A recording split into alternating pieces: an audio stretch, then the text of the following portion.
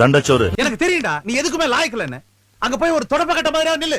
நீ வீட்லயே தானடா இருக்க.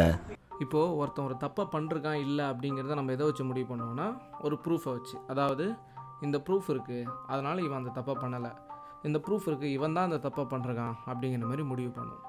அந்த மாதிரி உங்களை யாராவது ஏதோ ஒன்று சொல்கிறாங்க, அதுக்கு நீங்கள் நான் யார் தெரியுமா, நான் என்ன பண்ண போகிறேன்னு தெரியுமா, என் டேலண்ட் என்ன தெரியுமா அப்படின்னு சொன்னீங்கன்னா அது கண்டிப்பாக யாருமே மதிக்க மாட்டாங்க. அதுபோல் என்ன சொல்லுவாங்கன்னா, இவன் இந்த சுச்சுவேஷனை தாண்டறதுக்காக இப்படி வார்த்தையெல்லாம் விட்டு போகிறானே தவிர்த்து இவனோட லைஃப்பில் ஒன்றுமே பண்ண மாட்டான், வாயிலே தான் வடை சொல்லுவான், இப்படிங்கிற மாதிரி தான் விஷயங்கள் வரும்.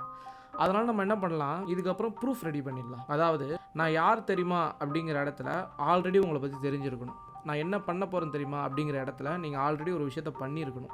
என் டேலண்ட் என்ன தெரியுமா அப்படிங்கிற விஷயத்தில் உங்கள் டேலண்ட்டை நீங்கள் யூஸ் பண்ணியிருக்கணும். ஸோ இந்த மாதிரி நம்ம ஒரு விஷயத்த பண்ணிவிட்டு அதுக்கப்புறம் பேசுகிறப்ப தான் அதோட வேல்யூ ரொம்ப அதிகமாக இருக்கும்னு நான் நினைக்கிறேன்.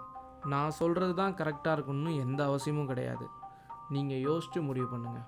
நீ எது பேசுகிறதா இருந்தாலும் ஜெயிச்சுட்டு பேசு.